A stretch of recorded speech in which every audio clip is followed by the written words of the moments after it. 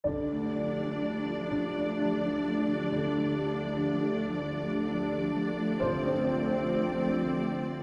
mí ha sido un libro que nos abre justamente a lo que es el asombro, y creo que esto es algo importante entender como uno de los principales motivos que nos orientan hacia la filosofía.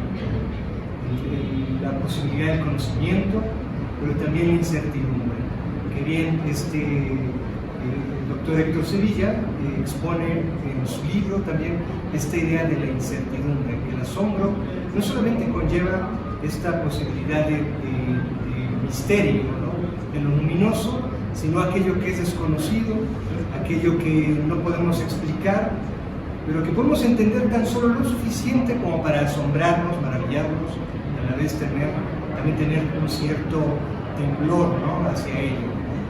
Se considera justo esto lo luminoso, ¿no? Esta es una de las principales pautas que da dentro de su libro, que sería el pathos, ¿no?, que sería esta posibilidad de sentir, ¿no?, esto que nos mueve como una inquietud, como una necesidad para responder.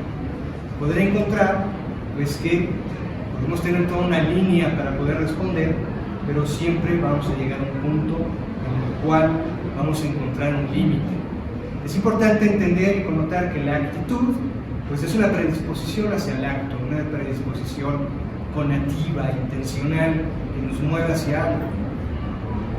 En este caso está haciendo alusión a esta posibilidad del asombro, y entonces dar una pauta conductual también a esto. Con esto se aproxima entonces a estas 8 actitudes basadas en 5 pautas, ¿no? Este libro, en realidad, yo lo leí hace tiempo, y bueno, Héctor me hizo el favor de invitarme. Para mí es todo un honor también esta invitación, y para mí este libro fue una pauta muy importante en lo que sería mi propio terreno profesional dentro de la psicología, dentro de lo que es la filosofía. Pues abre, casi es como un libro de cabecera ahora, ¿no? Entonces creo que vale mucho la pena enfocarse a él, no solamente como un texto teórico, sino práctico. Analiza justamente esta posibilidad del origen del theory, que es el ver, el observar, el penetrarse a partir de la contemplación. Puedo decir con esto que las palabras del querido doctor Héctor Sevilla, pues, son palabras muy precisas que nos orientan también a esta observación del silencio. Finalmente, este texto lo considero fundamental para todo psicólogo contemplativo o transpersonal, filósofo transpersonal. Creo que abre una pauta muy importante dentro de la formación en este contexto. La palabra Dios, o diosa, o deidad, si ustedes lo centran en su mente, cuando escuchamos esa palabra, surgen muchas connotaciones, o muchas interpretaciones, o quizá ninguna, si les ha ido bien. Es uno de los conceptos del que más nos habla, del que más se nos dice cómo es o cómo debería ser. Se nos dice, nos escucha, nos ve, nos piensa, nos siente, se enoja, nos castiga, nos premiará después de morir, viene posteriormente, resucita, no resucita, existe, es tangible, no es tangible, es material, no es material, piensa, siente, etc. ¿Tendrá sexo o no? Los griegos incluso pensaban que eran varios. Si éramos los politeístas, incluso tenían relaciones sexuales entre ellos, ¿no? Observen cómo el asunto y el tema de Dios tiene muchas connotaciones. Y este libro tiene la intención de buscar qué es lo que las conectaría a todas esas visiones, observaciones o connotaciones. ¿Qué es lo que estaría como a la base de esas perspectivas de lo que es Dios, o eso, o diosa? Y uno de los aspectos centrales es justamente el que, al pensar en ese aspecto, en esa área, en esa dimensión o en ese espectro, si nuestra búsqueda es auténtica, si no estamos influidos bajo el orgullo de suponer que le conocemos, si no estamos determinados bajo el ego de creer que lo poseemos o lo controlamos, Entonces lo que sucede es que nos asombramos. Nos asombramos ante algo indescifrable, incognoscible y en cierto modo hasta innombrable. Cualquier cosa que digamos de Dios tendería a ser una distorsión. Cosa contraria hacen las religiones, que te dirán qué es, quién es, qué piensa, qué siente, qué hace, qué espera de ti y cómo te premiará o castigará. Pareciera entonces muy en la regla de Protágoras. Pero a la raíz de todas esas cuestiones, antes de querer definir, lo que este libro propone es tener una experiencia no cognitiva, sino una experiencia de asombro. El asombro, a diferencia de la admiración, que es en lo que se centraban los griegos, uno puede admirarse de una puesta del sol, de un panorama natural muy interesante, nos admiramos de las cosas tangibles. Pero el asombro, que es más bien una postura hebrea, el asombro es más bien una reacción ante algo que ni siquiera sabemos cómo es. El asombro inicia ante lo intangible, la admiración inicia ante lo tangible. El asombro entonces tiene mucho que ver con la experiencia de lo absoluto. Y aquí lo absoluto lo estamos entendiendo como aquello más allá de lo humano, de lo cual solo tenemos intuiciones. Y que si le definimos, entonces quizá le estamos definiendo erróneamente, puesto que lo hacemos a partir de los filtros humanos, que desde luego son limitados. Y si son limitados, es bastante soberbio querer someter a la deidad en esos conceptos. Es como querer poner a un gran elefante en una cajita de 1 milímetro por 1 milímetro, ¿no? Por decir una metáfora. Una vez que ha sucedido ese asombro, ¿qué es lo que puede pasar? ¿O qué vendría después del asombro cuando fue un asombro auténtico? Pues el libro plantea 8 actitudes, u 8 respuestas, u 8 consecuencias de ese asombro. El libro no propone cómo asombrarnos, más bien explica qué viene después del asombro. Y esas son las actitudes en presencia de lo sublime. 8 actitudes diferentes que se engloban en 5 carpetas o en 5 marcos que concretamente tienen que ver con la pasión, con la cognición, con la contemplación, con la conexión y con la expresión. Esas serían entonces las 5 como carpetas. Y dentro de esas carpetas vienen distintas actitudes que me gustaría hablar enseguida de estas, para que tengan un panorama más general del libro. La primera entonces tiene que ver con la percepción del patos. El patos es un término griego que alude como a la emocionalidad. Y eso hace alusión mucho al judaísmo, concretamente a Abraham Heschel, que es un filósofo contemporáneo judío de la familia hasídica, y él consideraba que el asombro ante lo divino implicaba que nosotros estuviéramos involucrados con sus emociones, tal como los profetas. Si ubicamos a los profetas, ellos lo que tenían era una conexión empática, emocional con Dios. Entonces hablaban con coraje ante los que eran incongruentes en las distintas sociedades, los denunciaban y demás porque sentían el dolor de Dios. Esa es una posibilidad después del asombro, que tiene mucho que ver con la religión judía, el estar también en conexión con lo que Dios siente. Y ahí tenemos interesantes relatos como el de Job o todos los salmistas que nos hablan de esta conexión con Dios o la seguridad que nos puede dar y alentar, etc. Y ahí desde luego se desprendería mucho del catolicismo. Vean como mucho en el catolicismo, cuando se presenta, o en el cristianismo, cuando se presenta a un Cristo doliente en una cruz, también hay una conexión como con la emoción del hecho de que ha sufrido por nosotros, o al menos eso es lo que se dirá, ¿no? Entonces esa es la primera, más no es la única. Y cuando nosotros somos educados o creemos que es la única manera, estamos cerrando muchas posibilidades, como muchas otras actitudes que también se derivan del asombro, como el cuestionamiento, como el gozo, como la expresión artística, o como incluso el querer saber más.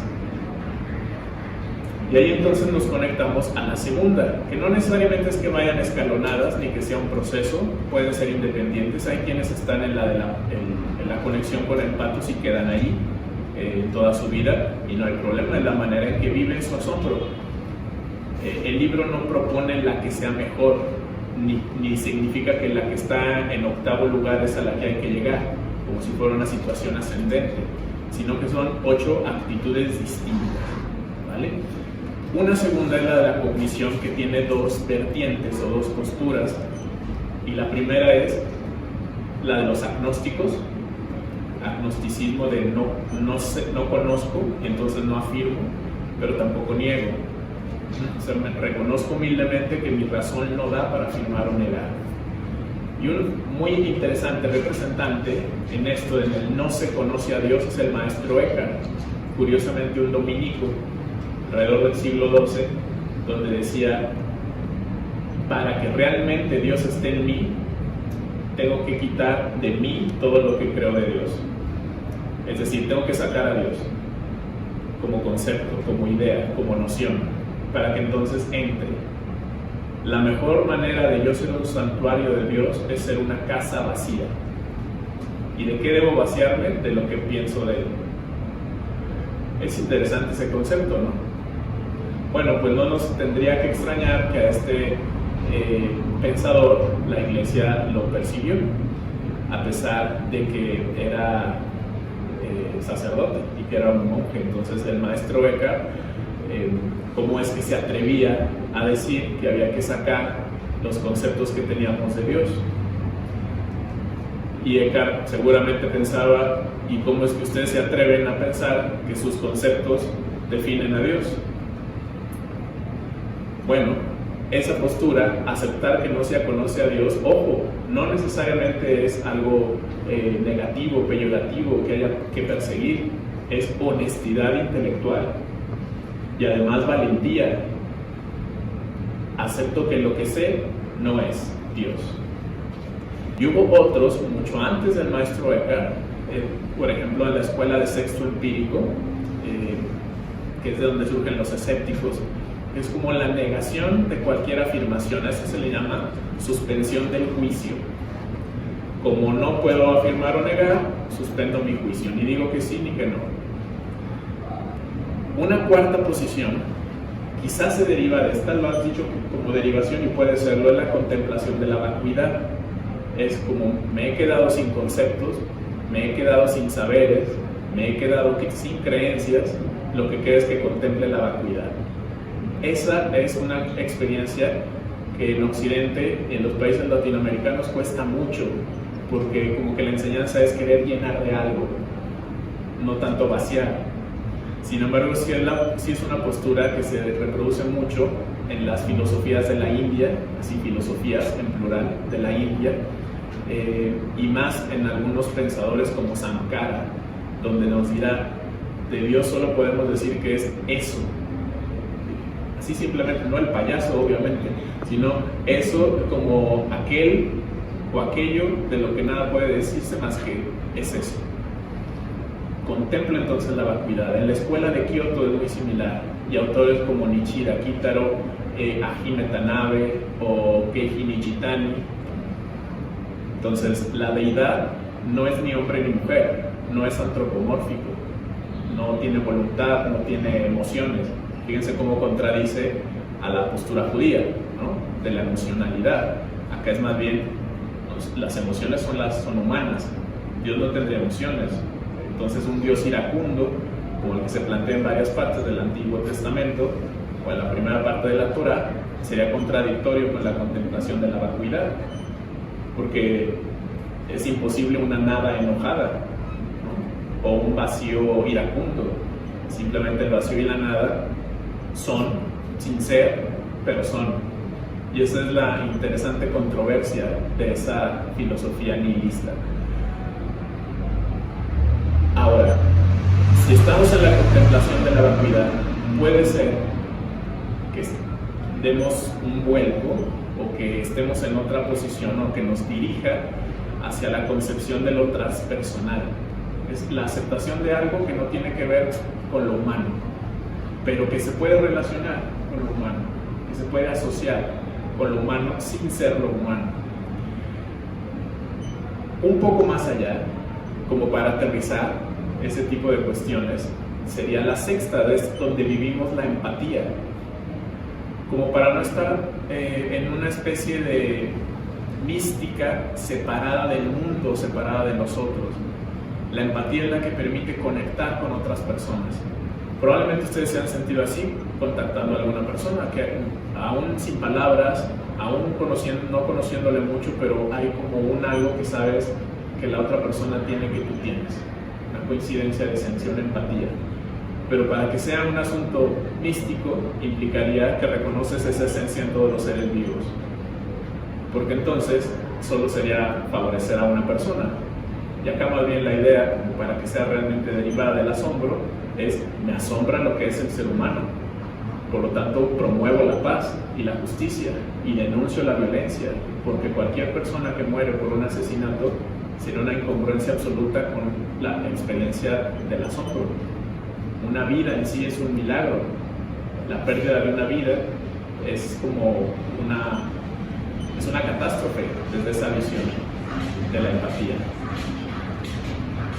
Y finalmente los últimos dos apartados, que con estos cerraríamos, tienen que ver cuando, después de que he sentido esa empatía, tengo que hacer algo por los demás. No es que nada más me quede como estoy conectado y me voy y vivo mi vida y tú la tuya, sino que esa empatía nos lleva a la acción. Y en el libro se contemplan dos acciones posibles. Una es la acción educativa, cuando promuevo contigo la reflexión, o la acción de junto contigo confrontar los saberes existentes. Es un educador holístico. Y en ese holístico como de integración, como de involucramiento de todas las áreas del saber, incluso hasta de lo no sabido. Y ahí involucro el pensamiento, la filosofía de Ana María González Garza, que ayer presentamos un libro de ella, y ella maneja justamente la idea de que la conciencia es como una espiral que va siempre en un proceso de mejora y de acumulación de saberes para conectar con algo transpersonal también. Imagínense llenar nuestro país de educadores holísticos, no nada más en la idea de que tengamos saberes, sino que esos saberes nos lleven al asombro, y que ese asombro nos lleve a la empatía, y que esa empatía nos lleve a la humildad de reconocer el límite de nuestros conocimientos y a lo mejor todas las otras actitudes que hemos mencionado. Y bueno, finalmente no podía quedar fuera también la actitud propia del que crea arte, del que es capaz de intuir modos distintos de percibir la realidad, mundos alternativos, formas diversas de manifestar lo que siente y lo que piensa, y entonces crea a partir de la escultura, la literatura, la música, la poesía, el teatro, es decir, el arte como expresión, y la expresión también de una espiritualidad, ¿sí? Entonces, estas 8 actitudes manifiestas en el libro son derivación del asombro, estar distraídos, estar apáticos, estar desconcentrados, adoptar las ideas de éxito que nos vende la sociedad, es coartar, es obstruir y es dejar fuera la posibilidad del asombro. Requerimos de nuevo una sensibilidad tal que nos haga concebir algo que no se ve a simple vista, que nos permita realmente asombrarnos ante lo absoluto y ver lo absoluto aún en lo pequeño, o intuirlo, o preverlo. Muere un ser querido, no sé qué viene después, ahí también hay conciencia de lo absoluto.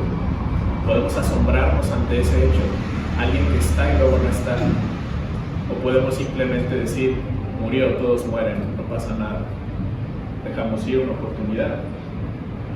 Vemos a un hijo llorar, derrama una lágrima, podemos decir es una reacción biológica, todos lloramos, o podemos conectar con todo lo que hay detrás de esa lágrima. Podemos escuchar una melodía y decir, es una melodía bonita, me gusta, muy bien, la pongo en mi Spotify, listo. O podemos estar abiertos a ver hacia dónde nos manda la audición de ese sonido, porque quien lo creó estaba sintiendo algo también y podemos conectar con eso. Y así cada uno de los actos que tenemos, cuando vemos a alguien, cuando nos encontramos con un ser vivo enfrente de nosotros y podemos conectar y decir, ahí hay un milagro manifiesto. No es nada más alguien más que está caminando aquí, que ojalá no me estorbe. Estamos rodeados de cosas, de pequeños detalles que podemos conectar con nosotros, que nos pueden asombrar si realmente despertamos, abrimos los ojos y tenemos una mirada atenta. Esa es la invitación, no solo de este libro, sino de esta charla, y les agradezco mucho haberla escuchado. Gracias.